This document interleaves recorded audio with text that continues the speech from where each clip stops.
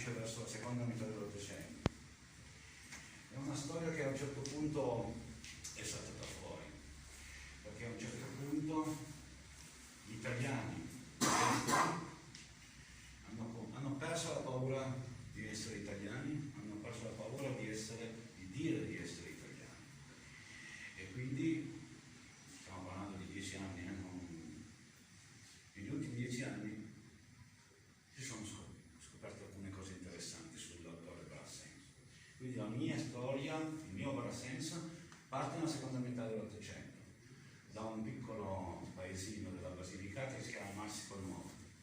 A Marsico-Nuovo la signora Dolce e il signor Zagrosa partono dalla stazione e vanno in Francia.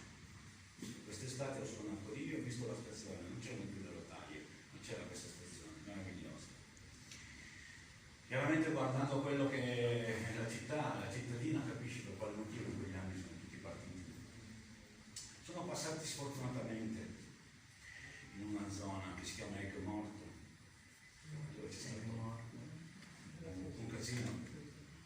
Sono atterrati poi a Sette, dove facevano i lavori così, quelli arricchianti, cioè venivano chiamati per fare un lavoro e venivano mandati a casa, perché nella città di Sette nel 1670 hanno cominciato a costruire il porto e essendo che non esistevano degli abitanti, perché era una palude, era un'isola con alle spalle la luna e davanti il mare, hanno pensato di chiamare gli italiani di un piccolo paese della costiera amalfitana che si chiama Cetaro per costruire il porto, le navi e soprattutto per insegnare agli abitanti dei paesi all'interno a pescare in mare.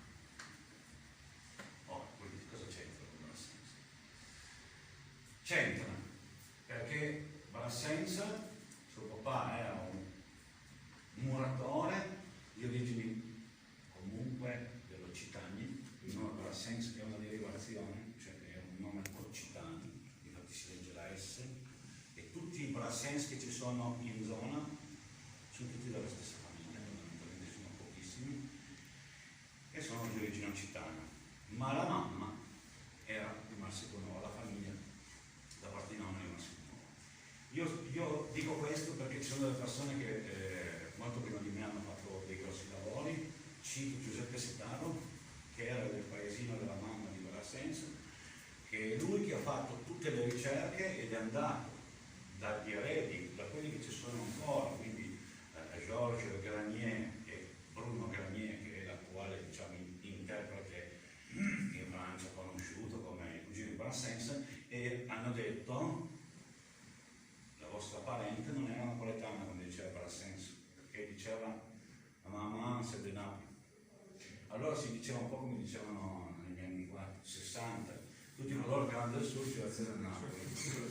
E questo era l'attimino che avevano anche loro.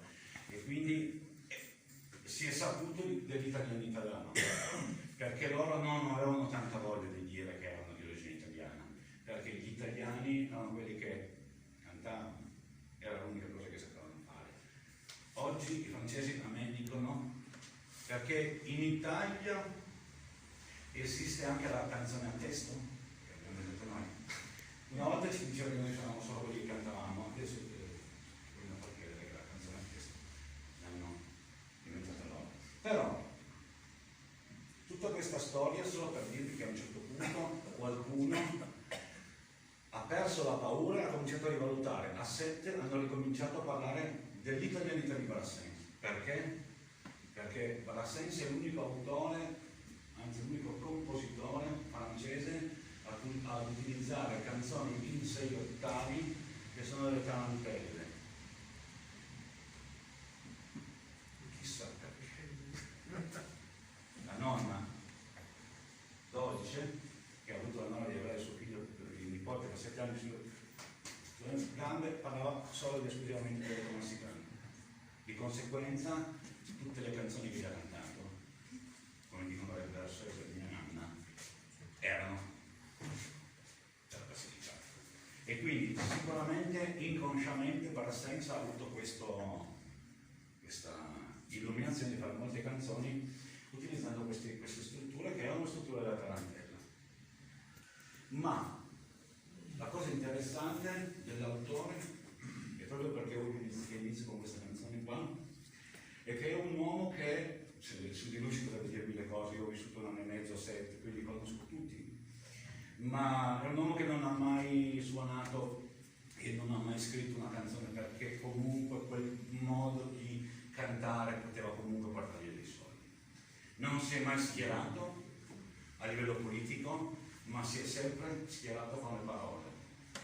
E si parlava di guerra, si parlava di antifascismo, però senza scritto una canzone che per chi ha orecchie da intendere, intenda. Io e Roberto Rivoglio abbiamo pensato in una piccola borgata di Pomeano, che è una borgata della Valpisone, a 1000 metri, di cominciare a tradurre in piemontese queste canzoni. Il risultato, come diceva lui, vedrete se vi piace o meno, ai francesi piace molto.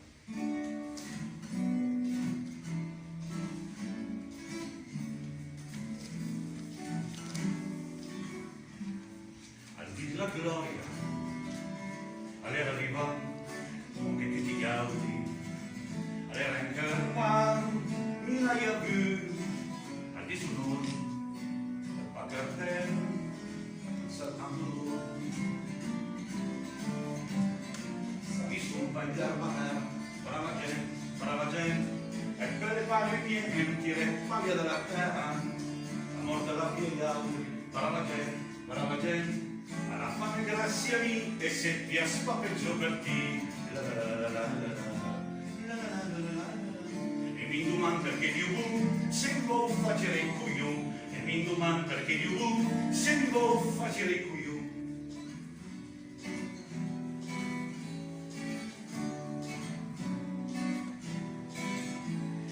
Una vita alla mujer e a un faccador di un'ora e sei cantun caten a scarmà quelli che gli altri hanno aiutato mi son pagliata me brava gente e per le pare mie mentiere paglia dalla terra chi l'hai da venta agli altri brava gente e andare da me e se ti aspapeggio per te e mi domando perché Dio se mi vuoi facere il coglione e mi domando perché Dio se mi vuoi facere il coglione a disu che io anfu ma son faito per stentro come in tu mi sto da solo e va sicuro